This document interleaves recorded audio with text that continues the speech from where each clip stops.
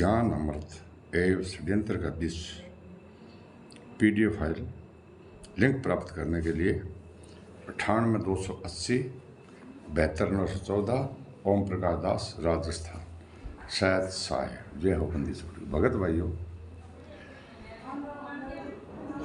काल के दूतों के दृष्टा के बारे में गुरु जी का एक और सत्संग है, जिसमें गुरु जी के रहते सहते बरवाला आश्रम में एक महिला द्वारा अलग से नाम दीक्षा दिलवाना।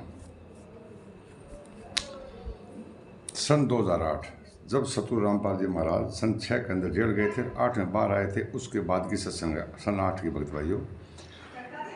2008 ई में ही आश्रम के प्रबंधन कर्ता की महत्वाकांक्षा इतनी आगे बढ़ गई थी कि अपने महत्वाकांक्षा के संबंध में सतगुरुदेव जी के द्वारा नकारा पाकर गुरुजी ने कोई काम के लिए कहा था, इन लोगों ने उस काम के अंदर नकारा काम नहीं करना, नकारा इंक्वायरी पाकर इतने अंदरूनी रूप से जल बुन गए कि उसका हिसाब चुकाने के लिए षड्यंत्र का विष धागा बुनने लगे। गुरुजी का इन लोगों ने कहना नहीं माना, नहीं मानने के कारण क्या इन लोगों को इतनी गर्मी आग हो गई कि अब कुछ करके गुरुजी को दिखाएंगे। जो इन लोगों की मनमानी नहीं चली ना, इतनी दृष्टता आगे बढ़ गई कि गुरुजी के रहते सहते आश्रम में अलग से नाम दीक्षा एक स्त्री के माध्यम से दिलवाने लग गए थे भक्त भाइयों। जो गुरुजी के रहते सहते आश्रम के अंदर नाम दीक्षा दिलवा सकते हैं भक्त भाइयों, आज ये लोग क्या नहीं कर सकते, ये अपने मनमानी कर रहे हैं भक्त भाइयों। जो पीड़ा पर्चा आदेश निकालते हैं वो मनमानी है और पुण्य आत्माओं को दुष्ट आत्माएं ऐसे बहकाने लग गई कि इस स्त्री में कबीर परमात्मा आते हैं। इन लोगों ने कहा कि इस स्त्री के अंदर कबीर परमात्मा आते हैं। गुरुजी ने आदेश दिए है कि ऐसा करो वैसा करो, इस स्त्री को भगवान मानो और उनसे दीक्षा ग्रहण करो। मगर ये बातें गुरुजी से नहीं पूछनी है कि आपने कोई ऐसा आदेश दिया है इस संबंध में कि यदि ऐसा पूछते हो तो गुरुजी नाराज हो जाएंगे।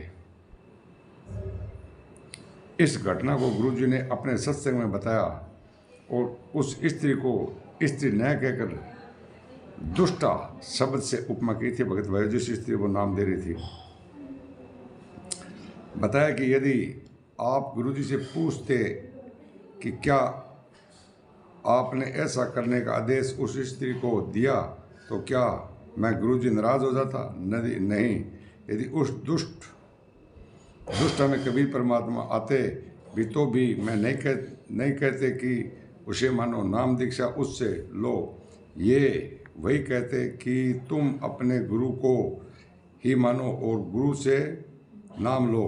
संत रामपाल जी महाराज ने अपने सत्संग में स्पष्ट कर रखा है कि दास संत रामपाल को 15 वर्ष सत्संग करते बीत गए, कभी भी ऐसी दो खुली बात नहीं कही भक्त भाइयों, कभी भी दो खुली बात नहीं की। दुष्ट आत्मा ने पूर्ण आत्मा को यह कहकर बहका दिया कि गुरुजी का आदेश है, बेचारी भोली भाली आत्मा दुष्ट आत्माओं के बहकाव में आकर अपना सब कुछ बर्बाद कर दिया और 10-20 खराब हो गए थे, परमात्मा के अकाउंट से निकल गए थे। जब उन पुण्य आत्माओं को पता चला कि उनका सब कुछ लुट चुका है, तब उन सभी ने गुरुजी के चरणों में नाक रगड़कर माफ़ी की याचना की, क्षमा के सागर सतगुरु रामपाल महाराज ने क्षमा कर दिया। अब सब सेट हो गया है। ऐसे ड्रामा सन 2008 में आश्रम में 10 से 12 दिन चले थे। इस तरह से उन दुष्टताई को गुरुजी ने निष्फल किया। भगत भाइयों, जब गुरुजी के रहते सहते बरवाला आश्रम में एक महिला से अलग से नाम दीक्षा दिलवा सकते हैं तो आज ये क्या नहीं कर सकते? तो भगत भाइयों, वो कौन था जिसने एक स्त्री से नाम दिलवाई? वो स्त्री कौन थी? वो कौन दिलवाने वाले थे? तो भगत भाइयों, ये पूछने वाली बात है कि वो स्त्री कौन थी, कौन आदमी वो नाम दिलवा रहे थे भगत भाइयों। और संत रामपाल जी महाराज ने यहाँ तक बोल दिया था कि इस संगत में 2 काल के दूत हो गए। तो भगत भाइयों, संत रामपाल जी महाराज को इन लोगों ने 429 और 430 में फंसा दिया। तो इन लोगों से 429 और 430 की फाइल मांगो भगत भाइयों और सच्चाई का साथ दो, इस मैनेजमेंट का साथ छोड़ो, सच्चाई का साथ दो और ये ज्ञान अमृत षड्यंत्र का भी इस पुस्तक पढ़ो। अगर आपका नाम खंड होगा तो राष्ट्रीय समाज सेवा समिति के गुंडों ने नामदान जगह जगह सेंटर खोल रखे, वहाँ जाके नाम शुद्ध करवा लेना। शायद साहेब जय हो, बंदी छोड़ के बंदी छोड़, सतगुरु रामपाल जी महाराज की जय हो।